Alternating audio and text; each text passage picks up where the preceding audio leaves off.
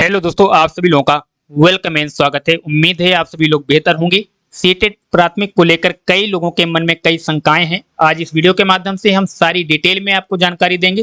कुछ लोगों को कल हमने एक वीडियो पोस्ट किया था तो उन्होंने कहा कि आपको जानकारी ही नहीं है कि सिंगल बेंच का फैसला आया है कि डबल बेंच का। तो आपको बता दें, जो आप लोगों को 11 तारीख को जो फैसला सुप्रीम कोर्ट ने सुनाया था वो सिंगल बेंच का नहीं था, डबल बेंच का ही था। कई लोग बार बार ये कमेंट कर रहे थे कि आप गलत बता रहे हैं, सिंगल बेंच का फैसला है। तो आपको बता दें, सिंगल बेंच के फैसले को ही डबल बेंच में ले जाया गया था। उसके बाद जो फैसला दिया गया वो डबल बेंच का था। तो इस चीज को लेकर आप जो भी डाउट है वो क्लियर रखिएगा कि जो फैसला आया था वो डबल बेंच का था। अब यहाँ पे कुछ खबरें छपी हैं, देखिएगा दोनों खबरें एक दूसरे को क्या कर रही हैं, काट रही हैं। अब कुछ छात्र ऐसे हैं बीएड वाले जो कि क्या करने जा रहे हैं, बिहार शिक्षक भर्ती में आवेदन किया है और शामिल होंगे। तो दोनों खबरें एक दूसरे को काट रही हैं। आप लोगों के सामने दो विकल्प हैं। अगर आप लोग परीक्षा देते हैं, कुछ लोग कहेंगे कि बीएड बिहार सरकार में जो भर्तियां हो रही हैं उसके लिए अतुल प्रसाद, ये नाम आप लोगों को दिख रहा होगा, ये अतुल प्रसाद हैं।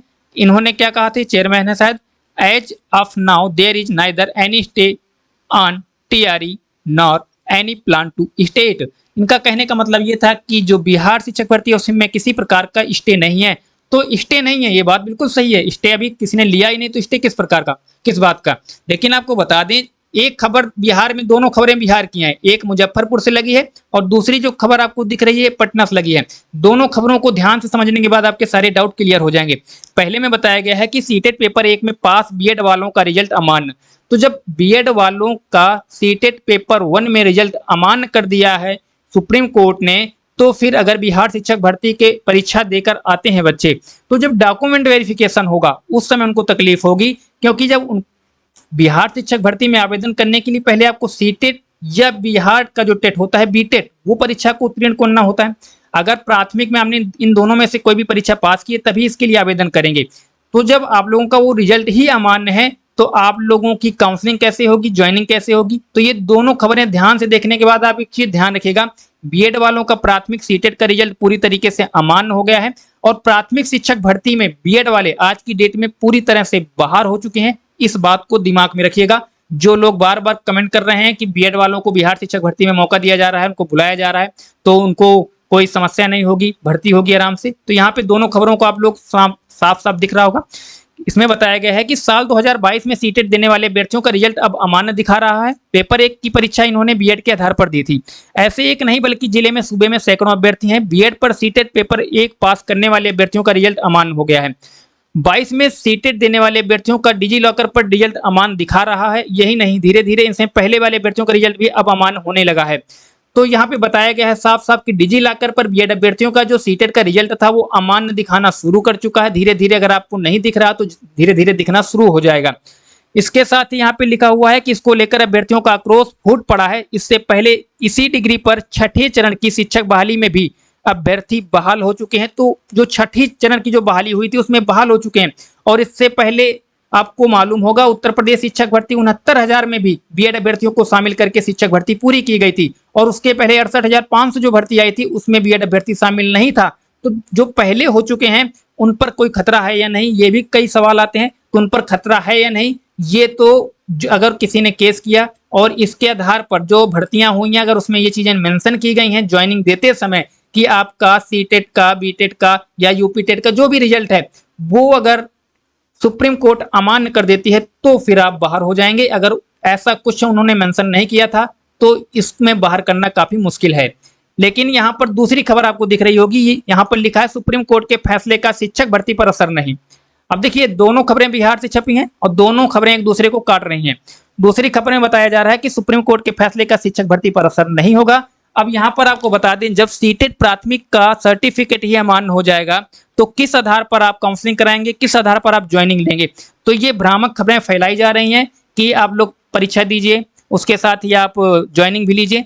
इसके लिए आपको पूरी तरीके से 46 पन्नों का सुप्रीम कोर्ट का जो ऑर्डर है उसको ध्यानपूर्वक एक बार पढ़ लेना है। उसमें क्वेश्चन कर दिया गया है, पूरी तरीके से साफ साफ लिखा हुआ है। जो अंतिम पन्ना है उसी में सारी डिटेल में चीजें लिखी हुई हैं कि जो बीएड अभ्यर्थी हैं प्राथमिक शिक्षक भर्ती से पूरी तरह से बाहर हैं। तो इस चीज को दिमाग में रखिएगा। अभी एक और सवाल बहुत लोगों के मन में है कि क्या इसको लेकर सुप्रीम कोर्ट इस आदेश को रोक सकता है, स्टे दे सकता है या नहीं, तो आपको बता दें 12 जनवरी को यह फैसला रिजर्व किया गया था। कई महीने बाद सुप्रीम कोर्ट ने इस फैसले को सुनाया, जिसमें 2 जजों ने इस फैसले को सुनाया जो कि डबल बेंच थी, सुधांशु धौलिया जिन्होंने इस फैसले को सुनाया, तो आप एक अनिरुद्ध बोस 2 जज थे जिनके द्वारा ये फैसला पढ़ा गया। तो यहाँ पर आपको बता दें कि जो ये दूसरी खबर है जिसमें बताया जा रहा है कि जो बीएड डिग्री धारक हैं, कक्षा 1 से 5 में शिक्षक बनने का मामला जो चल रहा है, उसमें 79,000 से ज्यादा शिक्षक भर्ती बिहार में होने जा रही है, जिसमें क्या है 8.59 लाख आवेदन हुए हैं, जिसमें 1 से लेकर 12 तक के शिक्षक भर्ती के लिए कुल 8,58,000 आवेदन हुए हैं, 698 आवेदन किए हैं, जिसमें 3,13,588 दूसरे राज्यों के हैं, अर्थात 3 लाख से ज्यादा बच्चे दूसरे राज्यों के हैं, जिसमें सबसे ज्यादा आपको यूपी के बच्चे मिलेंगे। सबसे अधिक आवेदन 1 से 5 तक के लिए शिक्षक भर्ती के लिए 7,52,514 आवेदन हुए। इनमें से महिला अभ्यर्थी 3,35,560 हैं। कक्षा 9 और 10 के लिए अभ्यर्थियों की जो संख्या है वो 65,909 है। तो 79,000 पदों के लिए जो आवेदन हुए हैं, जिसमें 7,52,000 छात्रों ने आवेदन किया है। और आपको बता दें इसमें आवेदन करने वाले बीटीसी से ज्यादा बच्चे बीएड वाले हैं। कारण यह है कि जब 69,000 भर्ती के आवेदन हुए थे, उस समय भी बीटीसी वाले जो बच्चे थे वो 35,000 ही पास हुए थे, जबकि बीएड वाले 80,000 से ज्यादा बच्चे जो थे पास हुए थे। तो बीएड वाले की जो संख्या है वो इस भर्ती में आधे से ज्यादा है। और इसी को लेकर ये चर्चा चल रही है कि जो बिहार सरकार शिक्षक बहाली करने जा रही है, उस भर्ती में सीटेट प्राथमिक में सुप्रीम कोर्ट ने जो बाहर किया है उनको भी मौका मिलेगा।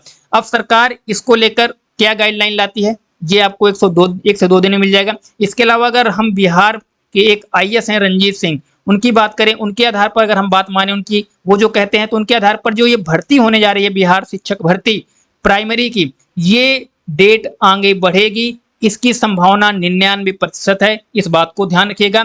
बाकी आप लोग जो बीएड वाले हैं तैयारी करते रहें। कोचिंग वालों का काम ये है कि उनको कोर्स बेचना है, तो वो लोग तो बताएंगे ही कि आप एडमिशन लीजिए, आप परीक्षा दे सकते हैं, आप ज्वाइनिंग ले सकते हैं, लेकिन आप लोग अपने विवेक का, अपने दिमाग का पूरा इस्तेमाल कीजिएगा, क्योंकि आप लोगों ने ऑलरेडी इतना पैसा पहले से फूंक दिया है। इसके बाद अगर आप लोग सारी चीजें सामने होने के बाद भी और पैसा खर्च करते हैं और अपना विवेक इस्तेमाल नहीं करते, तो ये स्वयं आपकी गलती होगी।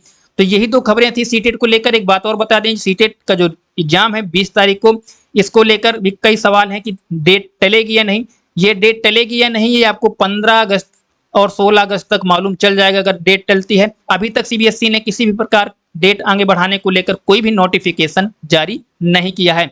तो जो भी आपके डाउट थे क्लियर हो गए होंगे। फिर भी कोई सवाल है तो कमेंट में पूछ सकते हैं।